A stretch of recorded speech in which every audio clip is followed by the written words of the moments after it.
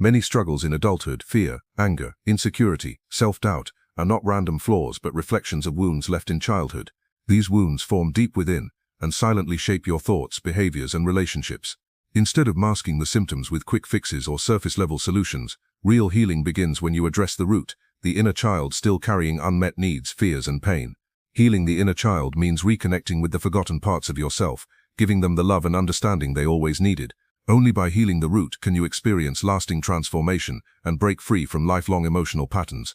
Unhealed childhood wounds often operate in the background of adult life, quietly influencing behaviors, emotions, and even life choices without you realizing it. Many people move through life believing that their anger, fear, insecurity, or patterns of self-sabotage are just random traits or flaws in their personality. But beneath those reactions lie deeper roots, often buried in the experiences of childhood, moments when needs weren't met, love was withheld, trust was broken, or wounds were left unhealed. As children, we do not have the emotional tools or understanding to process pain, rejection, fear, or abandonment. Instead, we internalize those experiences, making silent agreements with ourselves like "I'm not enough," "I can't trust anyone," or "love is dangerous." These silent beliefs become the lens through which we see the world, often shaping our adult relationships, self-esteem, and sense of safety. The child within carries these wounds into adulthood, even though the adult self may believe the past is forgotten or irrelevant. But the inner child is always present, not as a memory but as a living part of your emotional world. That's why certain situations trigger overwhelming emotions that seem out of proportion. A small criticism may ignite deep feelings of shame, a disagreement may awaken fears of abandonment, an unmet expectation may stir powerful anger. These reactions are not just adult frustrations, they are echoes of childhood wounds asking to be seen and healed. Adults often try to manage these reactions on the surface through control, avoidance, or self-discipline. They may blame circumstances, blame others, or blame themselves, but without addressing the underlying wounds, these patterns keep repeating. The more you suppress or deny the pain of the inner child, the louder it becomes, often through emotional outbursts, anxiety, depression, or relationship conflicts. The behavior is only the symptom. The real cause is much deeper, resting in the unresolved wounds of early life. Understanding this truth changes the way you approach personal growth and healing. Instead of focusing solely on controlling your behavior or forcing yourself to change, you begin to explore what's really driving those patterns. You start asking compassionate questions like, "What part of me feels unloved?" or "What need went unmet that still hurts today?" This shift takes you from judging yourself to understanding yourself. It allows you to see your reactions not as failures but as signals, messages from your inner child asking for attention, love, and healing. The journey of healing starts when you recognize that your adult struggles are often the echoes of a child's unmet needs. It is not a sign of weakness to have wounds from childhood. It is part of being human. What matters is the willingness to stop ignoring those wounds and start the deeper work of healing them. By acknowledging and caring for the inner child within, you begin to untangle the roots of pain that have silently shaped your life. This is where true freedom and transformation begin, not by fixing symptoms but by healing the heart that still longs to be whole. Suppressing symptoms without addressing the underlying wounds leads to deeper emotional disconnection and prolonged suffering. Most people, when faced with emotional pain, instinctively try to manage or hide the symptoms. They may try to control their anger, push down their fears, silence their insecurities, or numb their sadness with distractions, overwork, or unhealthy habits. While these methods might offer temporary relief, they do nothing to heal the root cause of the pain. In fact, suppressing symptoms often deepens the inner disconnection because it teaches you to ignore your true feelings and avoid facing what really hurts inside. Over time, this creates a cycle where unaddressed emotions become bottled up, eventually surfacing in unhealthy ways through anxiety, depression, emotional numbness, or self-destructive behavior. When you focus only on fixing symptoms, you create a surface-level solution that never lasts.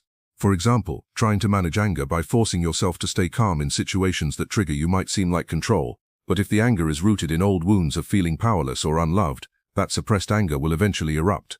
You can try to silence your fears by pretending to be confident, but if those fears come from deep feelings of rejection or abandonment, they will keep resurfacing when you least expect them. Suppression creates pressure inside your emotional world, and no matter how strong your willpower, that pressure finds a way to break through.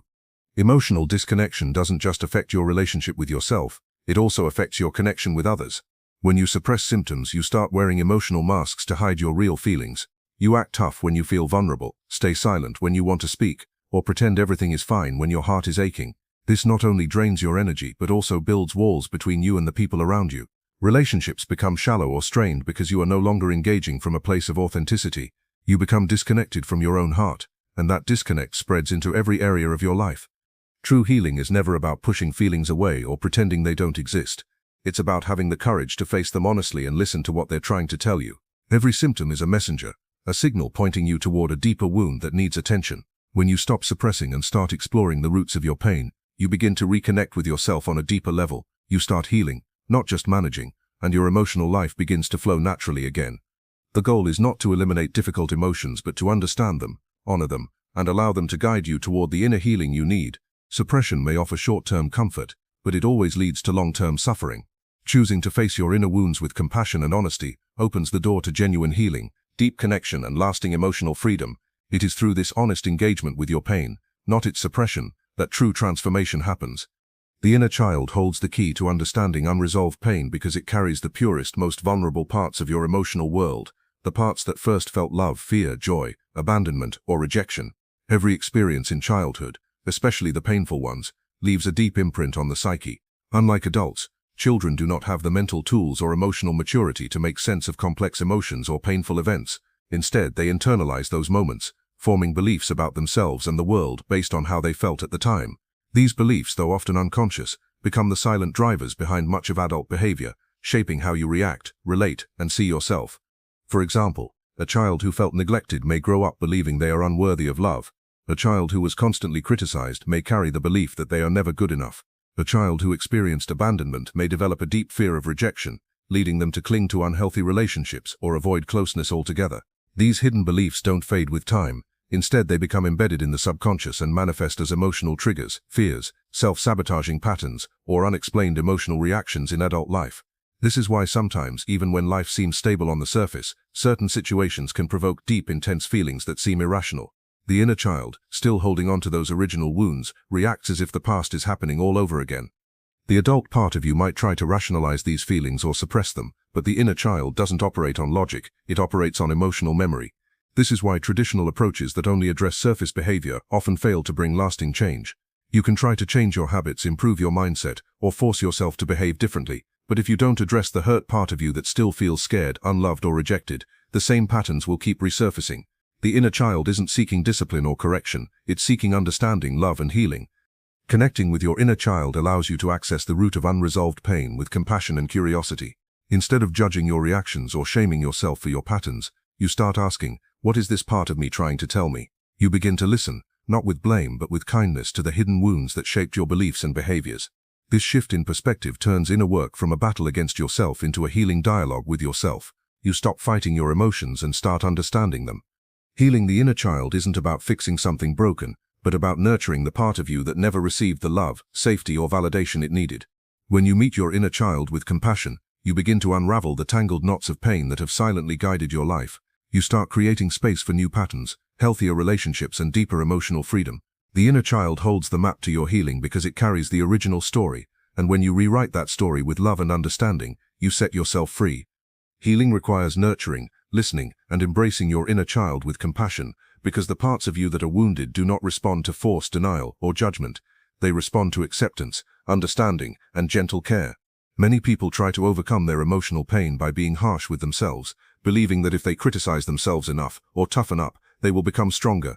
But wounds do not heal through punishment or suppression, they heal through love. The inner child, carrying the weight of past hurts and unmet needs, longs not for correction but for connection. It wants to be seen, heard, and accepted for exactly what it is. When you ignore or criticize the hurting parts of yourself, you reinforce the very pain you are trying to escape. You repeat the pattern of abandonment or rejection that created the wound in the first place. This deepens the sense of unworthiness and disconnection, making healing even harder. True transformation begins when you approach your inner child, not as something broken to be fixed, but as a precious part of you that needs love and care. You learn to listen to your emotions without judgment, allowing the fears, sadness, or anger to surface without pushing them away. You create a safe internal space where your inner child can express what it was never allowed to express: fear, hurt, confusion, longing, or grief. Nurturing your inner child means giving yourself the kindness and patience you may have never received. It means speaking to yourself in gentle, reassuring ways, especially when you feel most vulnerable. You begin to replace harsh self-talk with words of comfort and encouragement. You learn to soothe your fears rather than suppress them. You allow your emotions to flow naturally, rather than locking them away. This compassionate approach fosters trust within yourself, trust that you are no longer going to abandon or betray your own heart. Listening to your inner child also means honoring its needs. Maybe your inner child needs rest, creativity, play, or simple acts of self-care. Maybe it needs permission to grieve, to feel joy, or to let go of guilt and shame. When you tune in and give those needs the attention they deserve, you begin to heal at the root. You are no longer reacting from old wounds but responding from a place of wholeness. This nurtures a deeper relationship with yourself, one based on unconditional acceptance rather than performance or perfection. Embracing your inner child with compassion transforms your internal world. You begin to feel a sense of safety and peace that doesn't depend on external validation. You learn that strength comes not from hardening your heart but from softening it toward yourself. You start to experience true emotional freedom, not because you've erased your wounds but because you've healed. True freedom comes from addressing the root, not managing the surface, because lasting change can never happen when you only focus on outward behavior or temporary fixes. Most people spend their lives trying to manage symptoms, calming anxiety, controlling anger, avoiding fear or distracting themselves from pain, without ever asking why those feelings exist in the first place. They use coping mechanisms, distractions or even rigid discipline in an effort to feel better, only to find that the same patterns and struggles keep returning. This endless cycle of symptom management leads to frustration, emotional exhaustion, and often a sense of hopelessness because nothing ever really changes beneath the surface. When you chase surface solutions, you may gain brief moments of relief, but the underlying pain remains untouched, silently influencing your thoughts, choices, and relationships. It's like trimming the leaves of a weed without removing the roots. The problem keeps growing back. Real freedom isn't about controlling your reactions or forcing yourself into positive thinking. It's about digging deep into the roots of your wounds, facing the uncomfortable truths you've avoided, and doing the inner work that allows genuine healing to take place. This means exploring your fears, acknowledging your unmet needs, and listening to the emotions you've buried for years. Addressing the root transforms your relationship with yourself. You stop seeing your emotions as enemies to fight, and start seeing them as messengers carrying important information about your heart. Instead of running from pain, you lean into it with curiosity and compassion, asking what it's trying to teach you. You realize that fear may be a signal of where you need more love, anger may reveal where your boundaries were crossed, and sadness may be asking you to let go of something you've been holding on to too tightly.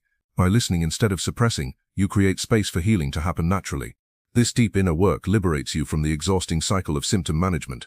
You stop reacting to life from a place of woundedness and start responding from a place of wisdom. You are no longer a slave to triggers, fears, or old patterns because you've addressed the very source that fed them. This gives you a sense of freedom that isn't dependent on perfect circumstances or constant self-control. It's a freedom that comes from knowing you've healed the parts of you that once cried out for attention in painful ways. Ultimately, the journey of addressing the root is about reclaiming your power. You stop giving your energy to surface-level solutions and invest it in real, lasting healing. You no longer define yourself by your symptoms or allow them to control your life. Instead, you embrace the profound truth that freedom isn't found in avoiding pain but in understanding and healing its source. This shift creates a lasting transformation, not just in how you feel but in how you live, love, and experience the world around you.